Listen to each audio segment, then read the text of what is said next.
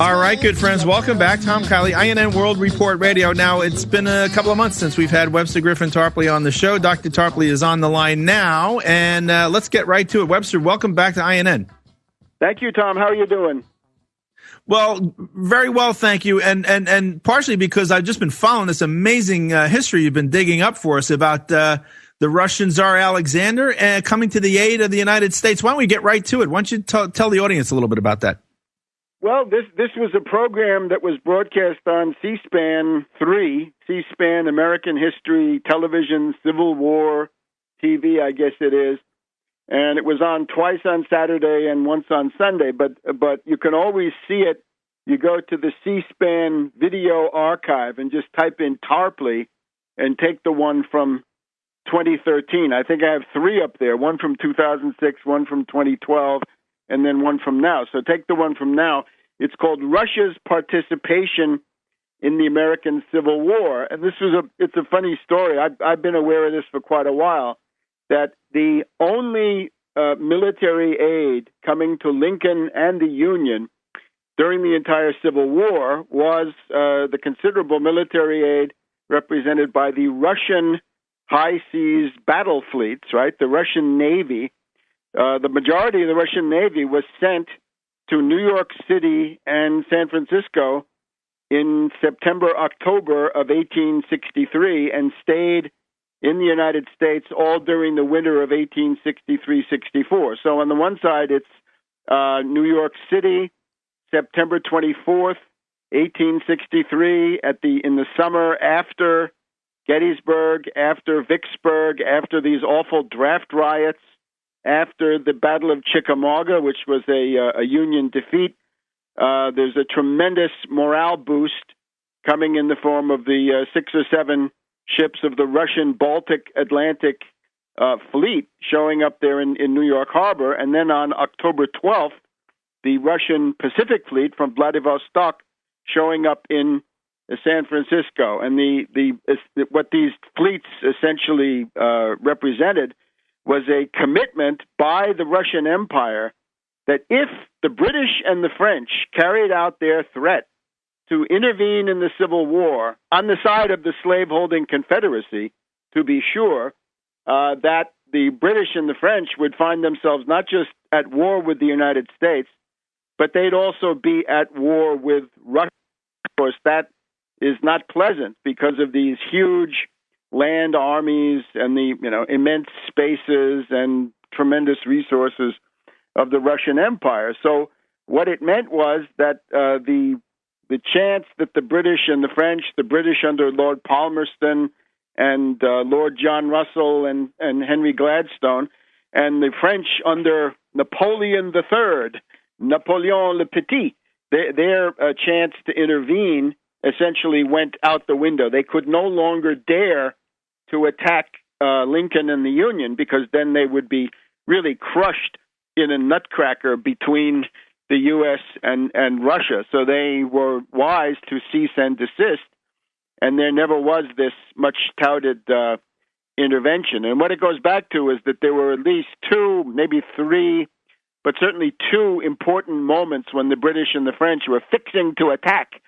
And the Tsar of Russia, Alexander II, stopped them both times. One of them is when Lee was invading Maryland for the Battle of Antietam in September of 1862, and then, of course, in the Gettysburg invasion of July 1863. And this is really the main event of the Civil War in foreign policy terms and in world strategic terms, because it's decisive, right? It's huge.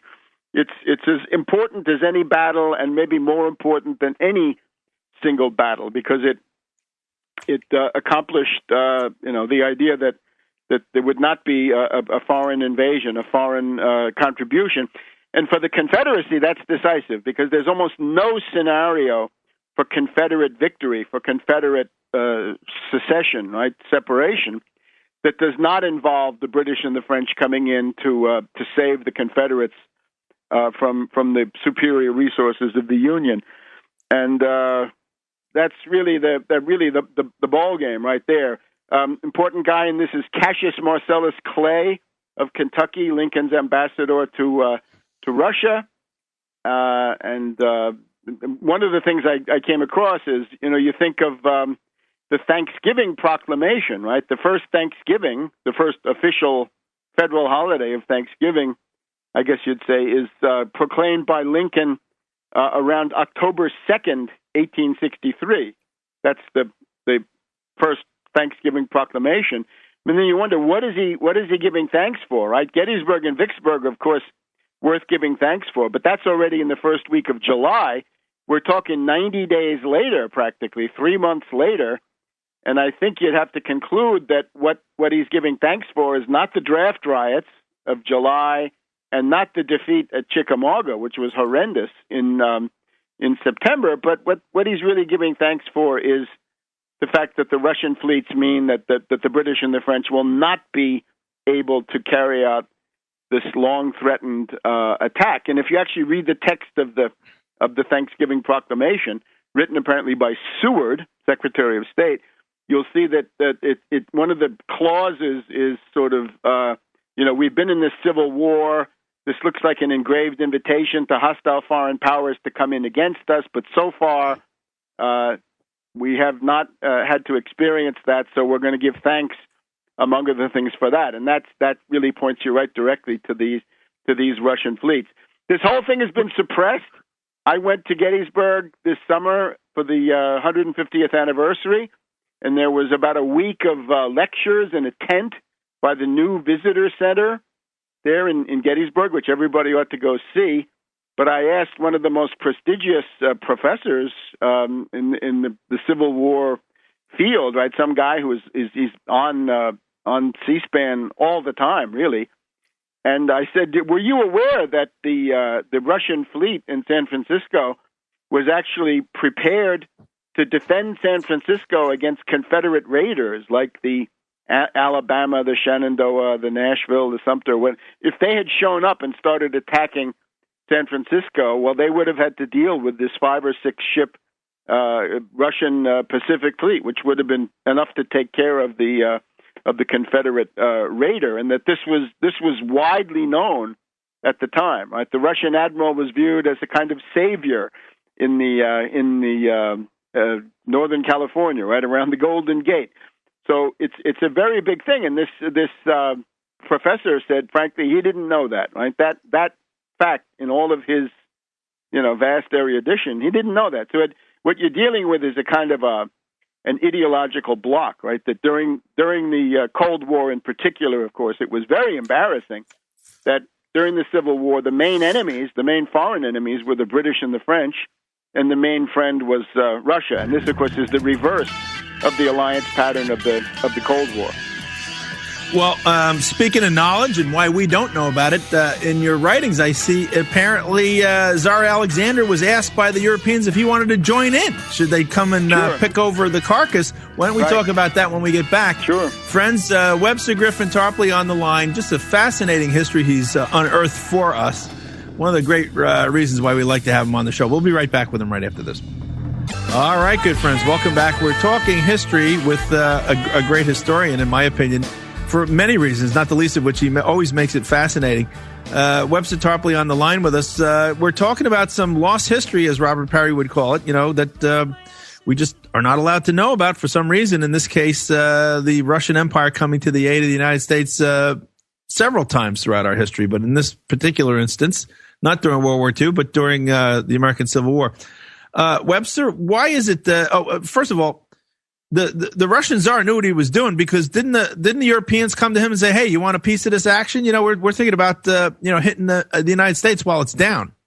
Yes, the first request came from Britain and France to Russia in September 1862, and as we found out, was not widely known at the time. The basic idea was known that Russia had said no, and that was known that Russia had rebuffed this thing, but what was not known was how emphatic the rebuff actually was. And for that, we had to wait until 40, 50 years after the Civil War. And a guy called Wharton Barker published a little memoir of the event, right? He basically had Alexander II towards the end of his reign, right before he was killed by British-controlled anarchists. Alexander II had told this guy Wharton Barker what had gone on, which of course was not public at the time. Right, there was no free press in Russia, and the British and the French sure weren't going to talk about it. So the idea was that the British and the French forwarded a request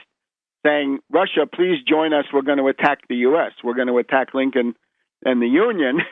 And the answer of Alexander II was, listen, I will not join this. I will reject it. And let me make it clear, boys, if you recognize the Confederacy and try to do anything about it, I will treat that as grounds for war. I will treat that as casus belli for Russia, and I will attack you. So you attack the Union, fine, I'll attack you. And at that point, the enthusiasm in London and Paris for all this cooled. You have to remember that the Russian land army had reached Paris in 1814, 1815. Right? That was the Russian occupation of Paris at the end of the Napoleonic Wars. So there was a real military capability there, which they had all learned to respect very much, and they didn't want to tangle with Russia again. So that is it's a remarkable statement, and then that is the most emphatic form. But then it was repeated by the Russians, at various other times. And he actually, when Alexander II said, "Not only will I not join you, I will declare war on you," he also said, and I'm going to essentially make clear that this is not some kind of idle bluff. I'm going to send my fleet to New York and another fleet to San Francisco just to make sure you understand that I'm serious about this, right? I'm committed to the U.S. There are all kinds of statements where the Tsar says, we have to keep the Union intact. We got to maintain the blockade of the southern states. Russia might even help to blockade the southern states, because the great fear of Alexander II was that he would be left all alone in the world facing Britain and France, right? Which is what had happened in the Crimean War, right? In the 1850s, Britain, France, and indeed Turkey, Ottoman Empire, had organized, they ganged up on Russia. That's the Crimean War. And that didn't get too far, but that was already, bad for Russia. But he was willing to risk another war so that he wouldn't be left alone on the planet just with these, this imperialist combo of the British and the French. And so it wasn't for entirely altruistic reasons. He had a geopolitical reason. No, but what do you expect? I mean, the best alliances are the ones that are deeply, solidly rooted in mutual interest. That's what they have to be based on. Hey, I understand. I'm just trying to, figure. I figured as much, but I'm gratified to hear you to spell it out like that. And you've got to remember, though, Alexander II is a great humanitarian. This is the guy who freed the serfs in 1860, 1861. There were 27 million serfs. Now, a serf is not a slave. You're not owned, but you're tied to the land and you owe service, right?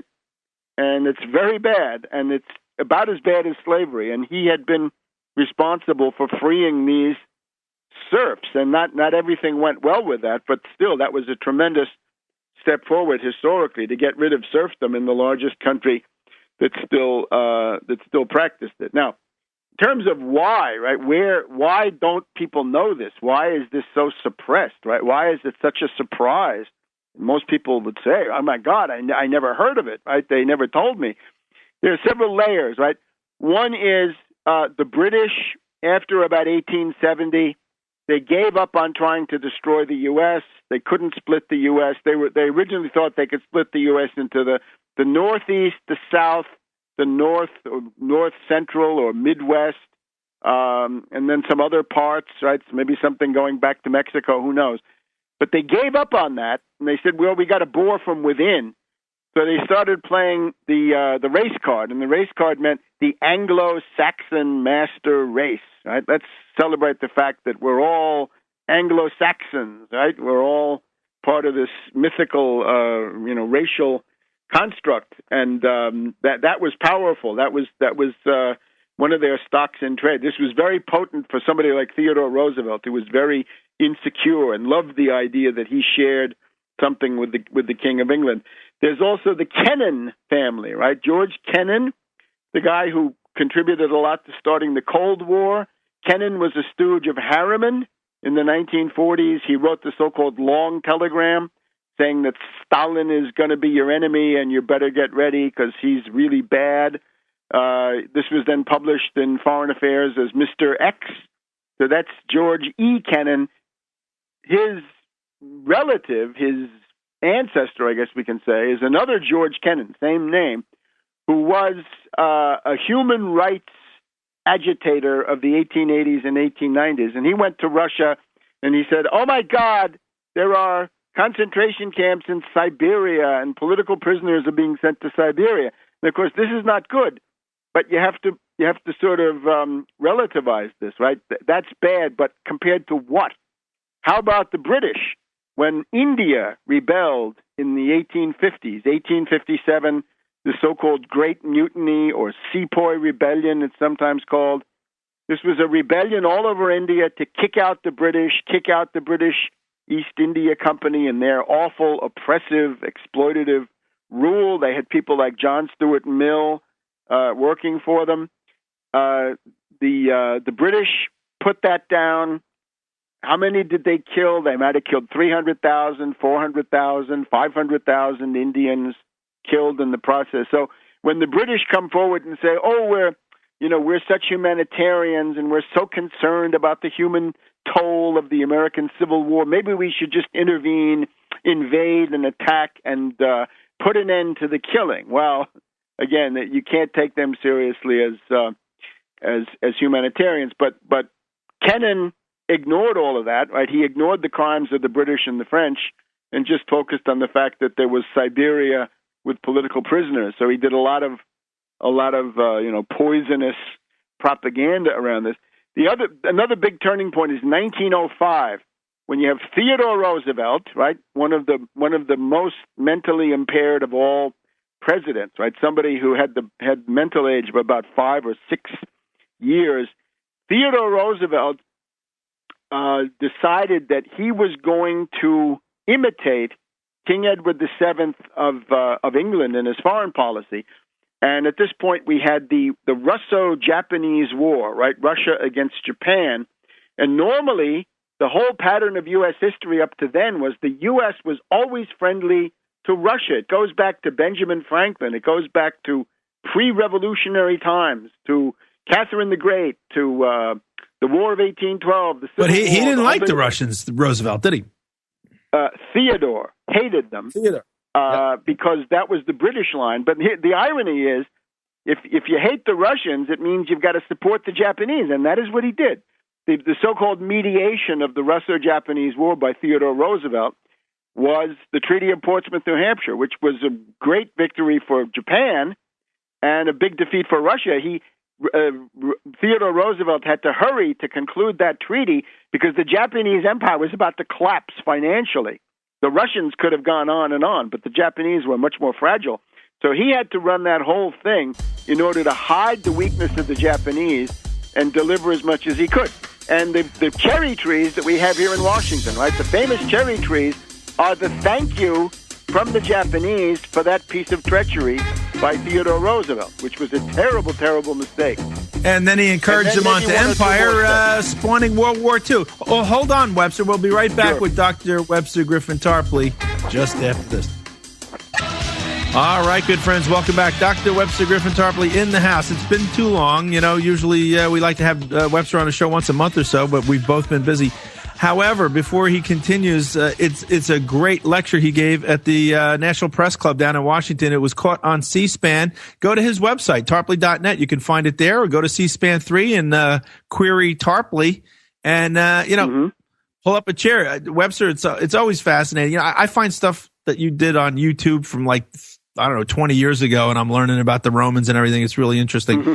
But why don't you continue here? Let's finish up here with the, So again, the first question was, why is this knowledge forgotten, suppressed, scorned? Right? Why doesn't some of the main professors in the field, they don't even know that the Russian admiral was prepared to defend San Francisco against the Confederates? I mean, it's really amazing. So we have the Kennan family, where Russophobia is the family business. And then we have Theodore Roosevelt in 1905. He says, "Down with the Russians and long live the Japanese in the Far East." This was the British policy was to essentially drive the Russians out of the Far East and back into Europe so that they could collide with Germany, which is then what happened. And that means that then the entire liberal Republican universe of academics and the Anglo-Saxon race patriots and all the rest of this stuff, all of those people then essentially become anti-Russian following King Edward VII and our wonderful Theodore Roosevelt. And then, of course, it becomes the Cold War. And all I could say about this is that I quoted in this the talk I gave Walter Lippmann, right? Since we were at the National Press Club, right? Walter Lippmann had been a real fixture of those halls there of the National Press Club here in Washington. And Lippmann, it's interesting, Lippmann wrote in a letter to a friend. He never published it in his column. When Roosevelt had died, there was a breathtaking anti-Russian turn, which was accomplished by this despicable little Harry S. Truman, Ku Klux Klan member from Missouri, ignoramus, puppet. He was run by Harriman and Atchison in foreign policy and by Clark Clifford in domestic policy. And he was so benighted that he often didn't know that he was being run, and other times he did. But Harriman came back. The last thing that Roosevelt had done on this earth was to get into a fight with Harriman, because Harriman said, "Let's pick a fight with Stalin about this, that, and the other thing." And Roosevelt said, "No, we will not. These are minor irritants, and I do not intend to let them become any bigger than they are." So Harriman had a hopeless task in starting the Cold War until Roosevelt was dead. Then he flew back to Washington and began to pour poison into the ears of this little Ku Klux Klan character, Harry S. Truman. And Lippmann observed all this, and he said, look, the main problem here is that the big strategic conflict in the world is between the Russians and the British Empire.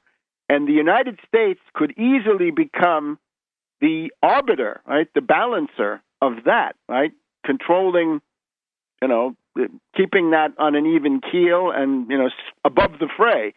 He said, instead of this, with Atchison, with Harriman and Truman, we, the United States, have taken the role of the main anti-Soviet force, right? And the British have been, laughing at this, but we shouldn't do that. We should essentially realize that U.S. national interest dictates a very close cooperation with the Soviet Union. That had been Roosevelt's policy. What Roosevelt thought would happen in the world of the 40s and 50s was it would be run by a United States-Russia condominium. Those two powers would essentially be the arbiters of the world.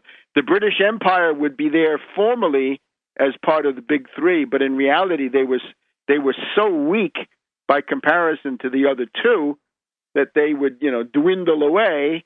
And one of the things that would be going on would be the destruction of colonialism, right? The end of colonialism. But instead, we didn't have that. And as soon as you decide to make common cause with the British against the Soviets, then you're stuck in the colonial mode, and that leads you pretty much directly into Vietnam, right? And all the horrible suffering. So what Lippmann was writing in 1945 was the Cold War is not necessary. It's essentially a creation of people like Harriman, right? And remember, Harriman had become practically a part of the Churchill family, right, by becoming the boyfriend of the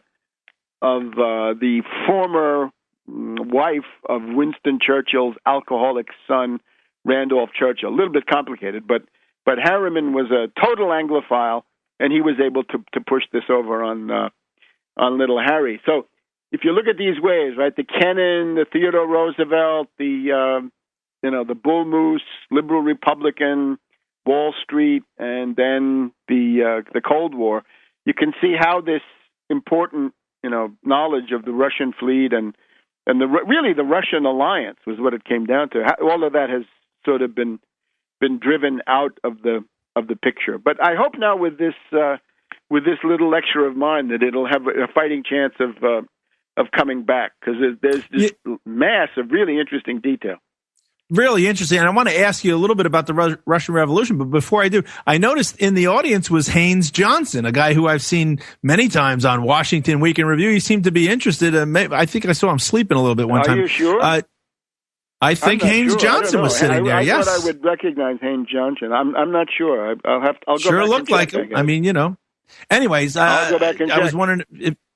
Well, look, why don't we, on this point now, there's a lot of really shrewd people listening in the audience, and a lot of us figure that the Russian Revolution itself was aided and abetted by the City of London. Certainly the Germans helped out, with spiriting Lenin back in, on the secret train and everything. How much of that is true? How much of that was to exact the bring down of the House of Romanov and, cause chaos there and, weaken Russia and so forth? Again, you have to remember that for the 19th century, right, from about the time of the Congress of Vienna and the end of the Napoleonic Wars, so from about 1815 all the way to the so-called Anglo-Russian Entente of 1907, the main hostility in the world is the Russian Empire against the British Empire. That's the main line of conflict. And that is then supplemented by the other line of conflict, which is the United States against the British Empire. So the convergence is clear. The U.S. and Russia get along, first of all, because they share this anti-British hostility. Then, however, there's positive content, and that is the development economics. In other words, protectionism, dirigism, mercantilism, right? The American system of political economy. Alexander Hamilton, Henry Carey, Friedrich List. The Russians had their version of that, right?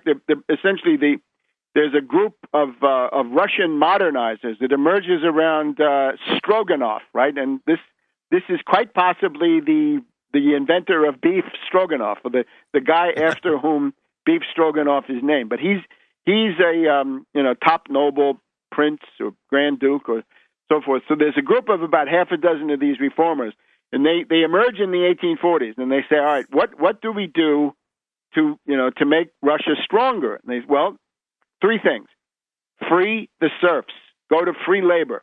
Secondly, industrialize the country, build factories, build railroads.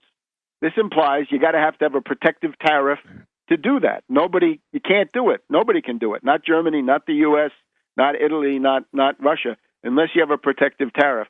And then the third one is cooperate with the United States. Right? So free the serfs, industrialize the country, and cooperate with the U.S. against the British. And that's an effective program. Right? That's what was being pushed in Russia. The British respond by sponsoring, Bakunin, anarchists, terrorists, the Narodnaya Volya, the people who then assassinate Alexander II. Right? You think of it. The guy freed 27 million serfs, but the people's will, the Narodnaya Volya, they decide he's got to be assassinated. So Lincoln assassinated with help from the British, and Alexander II assassinated with help from the British. But what it also means is that the British then build up their networks. The British networks in Russia are, of course, a product of this long hostility, 100 years of conflict, and that is what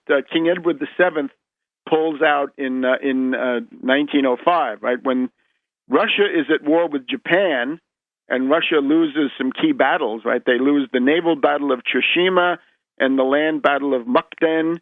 Then King Edward VII says, networks, go to town. And he's helped by the fact is that King Edward VII is the guy who has these bankers. He's got the Rothschilds. He's got Sir Thomas Lipton. He's got bankers who are Jewish and had been excluded from the British court, but they're allowed into the court as long as they provide services for King Edward VII. And they then mobilize their networks reaching into Poland, which most of Poland was part of Russia, although not all of it, but significant parts.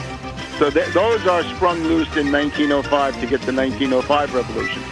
In 1917, it's that they take advantage of the fact to destroy Russia. They don't imagine they're going to have a stable Bolshevik government. They think they're just going to have chaos and the partition and dismemberment of the country. Well, you know what? Can you come back on election night a week from tonight, because it's been so long and we're just getting warmed up? If we come to the end of the program, let me remind people, you got to check out Randy Credico for mayor of New York. Randy Credico running on the Tax Wall Street Party ticket, right? And this is a 0.5% tax on all Wall Street turnover, would at least double the income of the city of New York and finance not just preschool or pre-K, but a whole array of vital reforms. You can look at it at credico2013.org. And okay.